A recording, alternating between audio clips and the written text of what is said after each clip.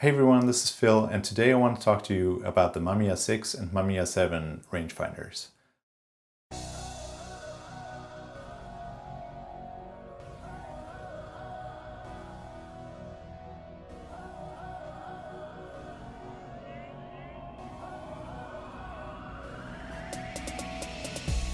As you might know, both of these are medium format 120 film rangefinders with interchangeable lenses. So the Mamiya 6 was introduced in 1989 and the Mamiya 7 was introduced in 1995 and was on sale along with the Mamiya 7 II until 2014. So this is a very recent model and because of this you can find cameras that are in great condition even nowadays. I have owned and used both these cameras, and if you've been watching my channel, you know that I ultimately chose the Mamiya 7 as my camera of choice. But if you want to see a video about shooting with the Mamiya 6, then click upon the card that should be up here, and you'll see some results from the Mamiya 6. So the main differences between those cameras are first, the image format. So the Mamiya 6 only shoots 6x6 images. There is a later model called the Mamiya 6 MF that offers cropping to 6x4.5, and that one also has an adapter for 35mm film panoramic mode. The Mamiya 7 shoots 6x7 by default, and it also has a 35mm panoramic adapter. These panoramic adapters are a lot of fun. I've personally used the panoramic adapter for the Mamiya 7 and I've captured some great shots with it, although I've got to say it's kind of a pain in the ass to get it developed because normal labs don't scan that kind of format, and it ends up not being that much cheaper because you don't get a lot of shots out of the roll in the end. So it's really more of a gimmick nowadays, but it is fun, especially because you can shoot it with the sprocket holes exposed, so it's actually the image up to the very edge of the film, which you normally don't see, and it's a great aesthetic for Instagram, obviously. The Mamiya 6 offers 3 lenses. So you have the 50mm 4.0, the 75mm 3.5, and the 150 4.5.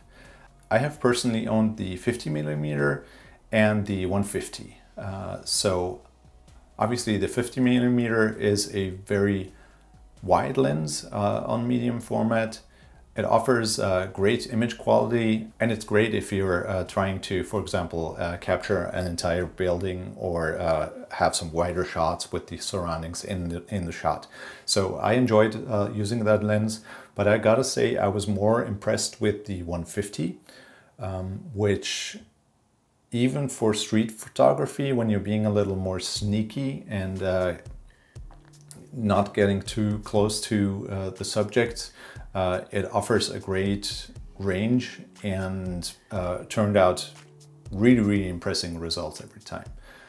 The Mamiya 7 system offers more lens options. So you have a 43mm 4.5, a 50mm 4.5, a 65mm 4.0, a 80mm 4.0, a 150 4.5, and a 210mm 8.0. The 43, the 50, and the 210 require an external viewfinder. One thing to keep in mind is that the meter on the Mamiya 7 is very center weighted, so you can definitely tell that it's not averaging out as much of the scene as I felt the Mamiya 6 was. So you definitely need to make sure you're metering for the correct spot in the scene. The meter on both these cameras requires a battery to run, and that also goes for the shutter. They have a lens shutter, and those are all electronically controlled. So if that is a factor that bothers you, these are not for you.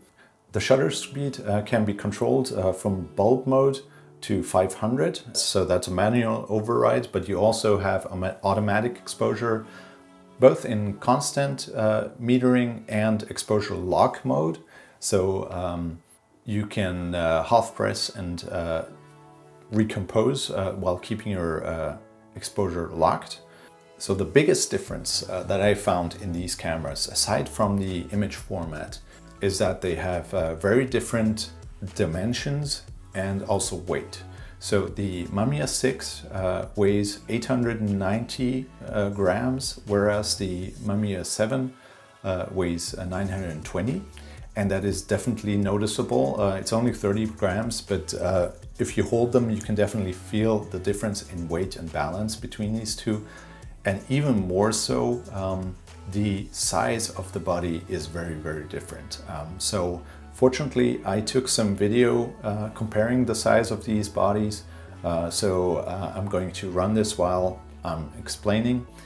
And you can see that these are very, very different in size, both in thickness and in basically every dimension to every side. The Mamiya 7 is noticeably chunkier. One great feature that the Mamiya 6 has is a collapsible bellows. So you can actually retract the lens mount into the body, which makes it a lot more compact. So especially with one of the smaller lenses mounted, this camera is extremely compact and just fits into any camera bag really, really well. So I find the Mamiya 7 very nice to use, but I do prefer the body design of the Mamiya 6. There is a close-up adapter available for both of these cameras. Close-up adapter for the Mamiya 6 consists of a close-up lens and a lens that covers the viewfinder. I have personally not tested this, so I don't know how well it works. I have, however, tried out the close-up adapter for the Mamiya 7. It consists of a close-up lens as well as a wire frame that produces the correct framing aid for your viewfinder. And it's extremely clunky and hard to use. I have tried to use this, but since it's only mountable on the 80mm lens, you can basically use it for photographing plants or small objects. Although even that is hard to frame with the extended wireframe. The depth of field is extremely shallow, so it's very hard to make sure that everything is in focus as you want it, and I didn't find it very practical. So to sum it up, I chose the Mamiya 7 because, as I mentioned in my previous video, I just didn't feel like I could make the 6x6 format work for me. I found it hard to compose. I didn't want to crop after the fact, and I just enjoy rectangular formats more than square. So I ended up going with the Mamiya 7. If that hadn't been a problem for me, I would have gone with the Mamiya 6. I vastly prefer the body design of the Mamiya 6. It both looks better and is easier to handle because it's more compact. It has that great retractable bellows system. And to be honest, for me personally, I don't require the additional lenses. If you find an extremely good deal on the Mamiya 7 II, I would say go for it. I do prefer the design of the Mamiya 7 II. One thing that irks me about the design, and this is a very, very minor thing, is that the logo on the Mamiya 7 is only in this spot here, while on the Mamiya 6 it has a gigantic logo up top here with the great font 6, and the Mamiya 7 II has an additional big logo running down here, and it looks much cooler.